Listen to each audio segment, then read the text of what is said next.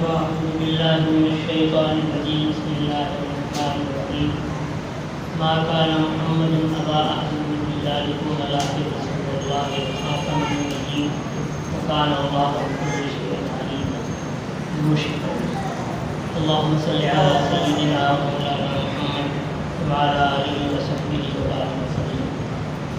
ماشاء اللہ کافی پرمخت باتیں ہوئی ہیں. پہلے مولانا عبداللہ صاحب نے بھی، اس سے پہلے مولانا عبدالمجید اسد صاحب نے بھی بہت تاریخی اور پرمخت باتیں بتائیں اور قادیانیت کا اس کو مرزا غلام قادیانیت کا رجل جو ہے وہ ظاہر فرمایا. میں دو باتیں بتانا چاہتا ہوں، بس مختصر سی بات کو کافی وقت ہو چکا ہے بیٹھے ہوئے. علماء امتحانہ اور دوسرے علماء جو اس محاذ پر کام کر رہے ہیں اور کرتے چلے آ رہے ہیں، ابتدائی ایک بنیادی فرق ہے. بس بہت ذرا سمجھ لیں جو اللہ نے اعزاز دیا ہے علماء کو، تو یہ ہے کہ ہمارے اکابر جو ہر محاذ پہ کام کرنے والے ہیں، ہر طرح سے کام کرنے والے ہیں، وہ حضور اکرم صلی اللہ علیہ وآلہ وسلم کی ختم نبوت کے حوالے سے بات شروع کرتے ہیں، پھر آگے اس کا گدل، اس کی بدماشی، اس کی کنجر پن، اس کا آوارگی، اس کی بہادری بیان کرتے ہیں.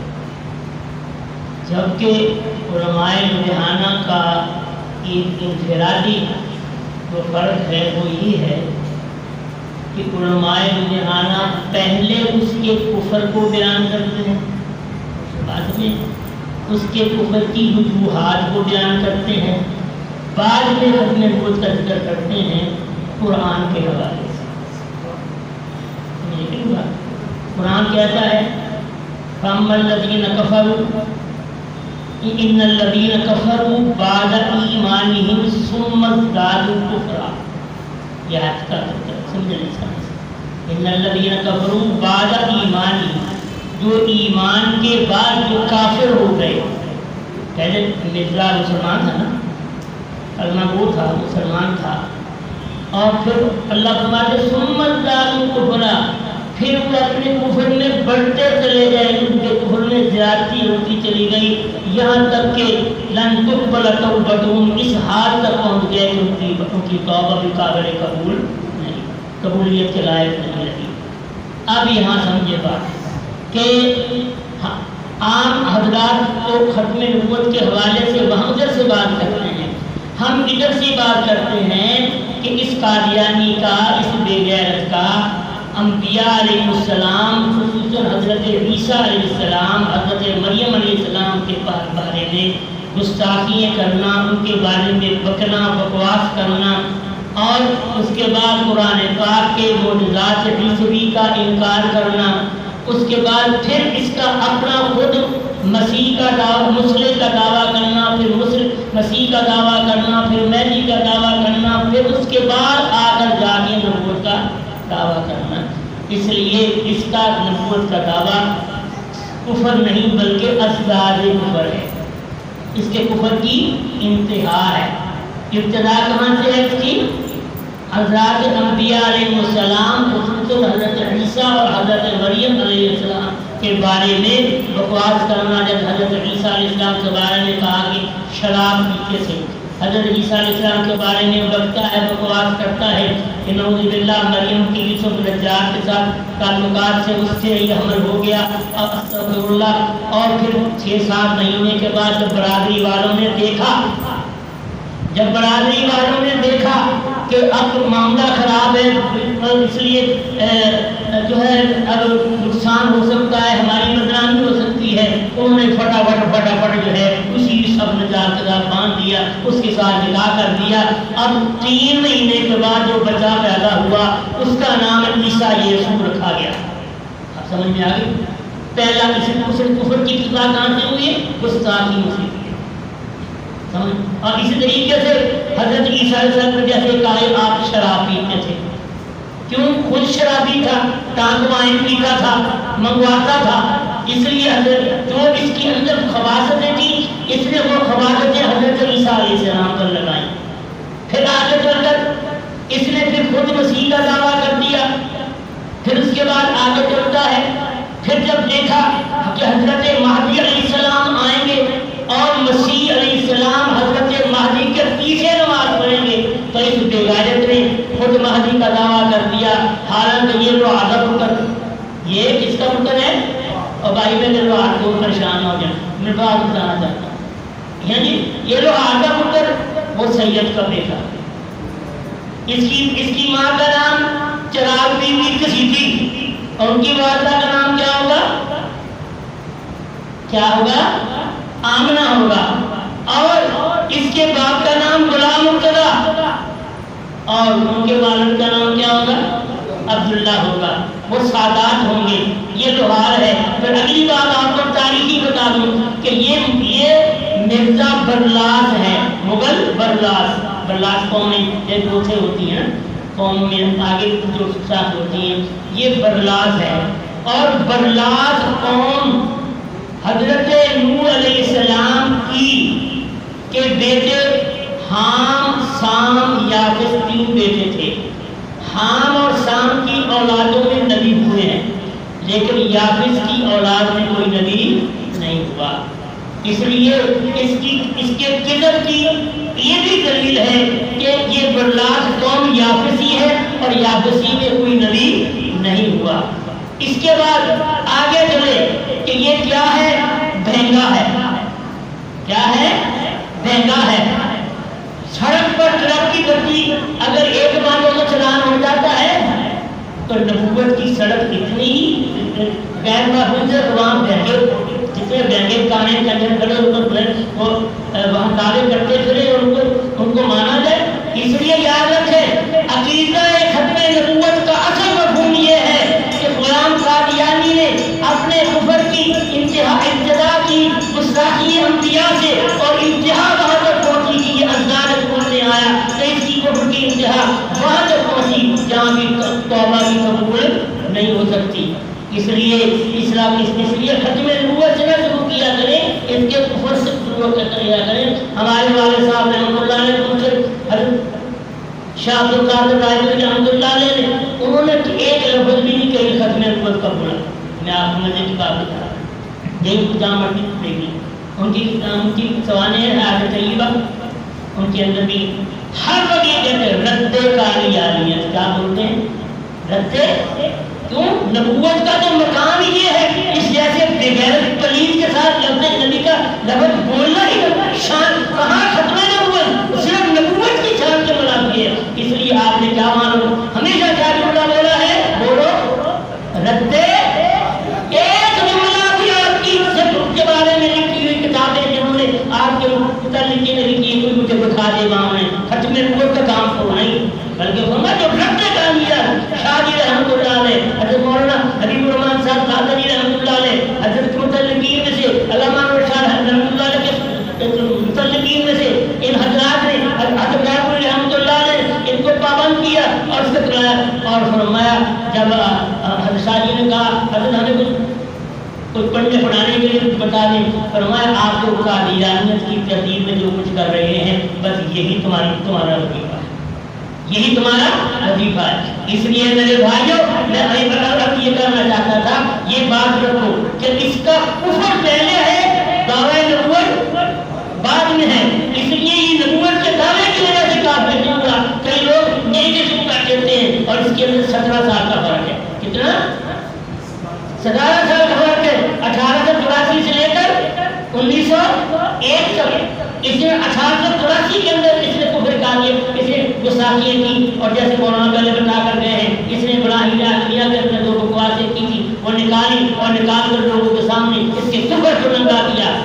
یہ کافر پہلے ہوا ہے اور اس کی کفر کی سیڑھیاں چڑھتے چڑھتے اس نے نبوت کا دعویٰ کیا. یہ ہے علماء رجحانہ کا فرق ہے. اس لیے یاد رکھیں حضور اکرم صلی اللہ علیہ وسلم کی ختم نبوت وہ تو مسلمان کا بھی ایمان ہے. انا خاتم النبیین لا نبی بعدی. آپ نے فرمایا میرے بعد 30 کا 60 دجال ہوں گے اور ان میں سے اس کا 26واں نمبر ہے. کتنا ہے؟ 26واں نمبر ہے. ہمارے بھائی مولانا ابھی الرحمان صاحب نے کتاب لکھی ہے بقاعدہ فتویٰ تکفیر قادیان، اس کے اندر وہ ترتیب دی ہے. اس ترتیب کے اندر اس کا نمبر کتنا ہے؟ 26واں ہے. اور حضور نے کتنے بتایا تھے؟ 30 بتایا تھے. 30 بتایا تھے. اس لیے ان 30 کذابوں دجالوں میں یہ 26واں کذاب ہے، دجال ہے. اور ابھی ایک اور بات آپ کو بتاتا چلا کہ کئی بڑے بڑے مولوی میں فیس بک پر دیکھتا ہوں تو بیچارے وہ ہو جاتے ہیں، مرحوم صاحب سے ہو جاتے ہیں. بڑے میں نام نہیں لیتا ہوں، کا اچھے علماء ہیں نا، وہ جو بڑے بڑے مولوی اس کے پیچھے لگ گئے، فلانا مولوی اس کے پیچھے لگ گیا، فلانا یہ لگ گیا. یاد رکھیں دجال کیا ہوتا ہے، دجال کیا ہوتا ہے. دجال یہ ہوتا ہے کہ اللہ تبارک و تعالی اس کے اندر چند ایسی باتیں رکھ دیتے ہیں جو لوگوں کی آزمائش ہوتی ہے، اور لوگ اس کی چکنی چینی باتوں کو، اس کے دجل کو اور اس کی دجل کو، اس کے اندر جو چھپا ہوا کفر ہے اس کو نہیں سمجھتے، چھپا ہوا اس کے اندر جو اس کے اندر بغیرتی ہے اس کو نہیں سمجھتے. اور اللہ تبارک و تعالی کی ذات کا، حضور اکرم صلی اللہ علیہ وسلم کی صفات کا جو انکار ہے اس کو نہیں سمجھتے. اس کے ظاہر کو دیکھ کر اس کو بڑا مان لیتے ہیں. جیسے حکیم نور الدین نورا ہوا تھا، نورا جو تھا عالم تھا ڈیرے کا، جو اس کا پہلا جو اس کا خلیفہ بنا ہے. یہ ساتھ یہ ہے. اس لیے اگر کوئی چند مولوی ابتدا کے اندر، میں آپ کو ایک اور بات بتاؤں، آپ نورانی کہنا پڑھتے پڑھاتے نا بچوں کو، نورانی کہہ دیں کہ مصنف مولانا نور محمد نورانی بھی ابتدا میں اس کے مرید ہو گئے تھے. مرید سے بولا اس کو منتقل ہو گئے تھے. دجال سمجھتے دجال اسے کہتے ہیں کہ دجال جو ہوتے ہیں، دجال آئے نہیں کہ لوگوں کو وجہ مارنے شروع کرنے کے. اللہ جیسے اللہ نے اور آزمائشی نظام بنائے ہوئے ہیں، ان آزمائشی نظاموں میں ایک دجالی فتنوں کا نظام ہے. اس نظام کے اندر دجالوں کے اندر بھی ظاہری دنیا ایسی رکھ دی جاتی ہے اللہ کی طرف سے، جس سے لوگ اس کے اندر کی خباثت کی بجائے، اس کی طرف دیکھنے کی بجائے اپنے بھولپن کی وجہ سے یا اپنی ساتھ کی وجہ سے اس کے مرتکب ہو جاتے ہیں. اس لیے اگر کل مولوی جو ہے اس سے ایسے گمراہ ہو گئے، جیسے پہلے ابتدا کے اندر وہ کون سا سیال کوٹ کا وہ گان کوٹنا کا وہ تھا بڑا مولوی تھا محمد حسین بٹالوی، وہ محمد حسین بٹالوی، میں نے ان کی بات خود پڑھی ہے. بھائی صاحب نے لکھا دوسری کتاب لکھی تاریخ ختم نبوت، اس کے اندر جواب دیا ہے. ایک آدمی نے بڑی اس کی برطانیہ کا تھا، اس کی بڑی اس نے اس کا دفاع کیا. آپ ایسے لکھا میں نے بات پڑھی، اس کی بات کی اشارت سننا کی کہ ان تین مولویوں کو کیا ہو گیا، مولانا محمد، مولانا عبداللہ اور مولانا عبدالعزیز، کہ ایک ایسے پاک صاف سچے ستھرے مسلمان کے بارے میں یہ اس کو کافر کہتے ہیں. یہ کیا بات ہے؟ کیوں؟ ابتدا جب آہستہ آہستہ جب اس کا جدل کفر کھلا، لوگ تو بڑی باتیں کرتے ہیں کہ وجہ یہ نہیں تھی یہ تھی، لیکن پھر بھی ہم مان لیتے ہیں. تو اس کے بعد میں خود پھر ایک طرف فتویٰ تکفیر اسے خود بھی مرتب کیا، اس پر علماء نے دستخط کرائے، جس پر دارالعلوم دیوبند نے اور باقی علماء نے، باقی سب نے دستخط کیے. اس لیے جدل جو ہے وہ اس آزمائش کا حصہ ہے. اس لیے آتا ہے نا نماز کے اندر ایک دعا پڑھتے ہیں، اللہم انی اعوذ بک من عذاب، بولو آگے من عذاب، آگے من عذاب، من آگے من فتنة المسیح الدجال. چل گیا؟ یہ دجال کے فتنے کی دعا تو دجال کی حضور نے مانگی ہے. اس لیے وہ جو آنے والا دجال ہے وہ دجال اکبر ہوگا. باقی اس وقت تک آنے والے دجال اصغر ہیں، دجال اصغر ہیں. اس لیے میں سلام کرتا ہوں اس کا بھٹو کو بھی، جیسے بھائی نے کہا، اور اس طریقے سے اس کو پرویز الہی کو بھی. سیاسی اختلافات اپنی جگہ پر ہے. جس طرح 74 کے اندر اسمبلی کے اندر اختلافات کرنے والے سیاسی اختلاف میں پیپل پارٹی تھی، مسلم لیگ بھی تھی، جمعیت بھی تھی، فلاں بھی تھا، فلاں بھی تھا، آپ نے سیاسی اختلاف تھا. لیکن جب اس بغیرت کی، اس کو کافر قرار دینے کے بعد جب اس کے کفر کو ننگا کیا سب کے سامنے، تو اس کے اوپر سارے ایک ہو گئے کہ نہیں ہو گئے. اس لیے سیاسی اختلاف اپنی جگہ پہ، لیکن کوئی یہ کہے چونکہ پرویز الہی مولوی صاحب مولانا فضل الرحمان کے بارے میں اختلاف رکھتا ہے سیاسی، اس لیے وہ چنگا نہیں. مولانا کا اپنا سیاسی معاملہ ہے، اس کا اپنا جب آتے ہیں حضور کی نبوت حضور کی ناموس پر تو دونوں ایک ہو جاتے ہیں. ٹھیک ہے. اس لیے ہمارے سیاسی اختلاف پر یہ دیکھو کتنے ملے ہیں 5 علیحدہ علیحدہ ہیں. اور جب یوں ہو جاتا ہے کیا ہوتا ہے جب اکٹھے ہوتے تو مکہ بن جاتے ہیں. اس لیے آپ ضرورت ہے جیسے مولانا صاحب نے کہا اپنی بچوں کو ہم بتائیں اپنی اولادوں کو بتائیں ان چیزوں کو عام کریں کہ قادیانیوں کے دجل کے خلاف ایک حضور کی ناموس کا حضور کی رسالت کا حضور کی نبوت کی حفاظت کا مکہ بن جاؤ. ایسا مکہ بن جاؤ بلکہ ضرب آخری بن جاؤ. اس لیے کہ منافق کی سزا نہیں. کیوں؟ اس لیے کہ حضور نے فرمایا کہ لوگ یہ کہیں گے کہ اپنے ساتھیوں کو مروا رہا. اس لیے میں تو کچھ نہیں کہتا تفصیل لمبی ہے. لیکن جب زندگی کی بات آئی تو کیا ہوا؟ پہلے سب سے پہلے یمن میں اس کو بھیجا تھا وہ حضرت پیغمبر دہلوی اسود ینسی کو.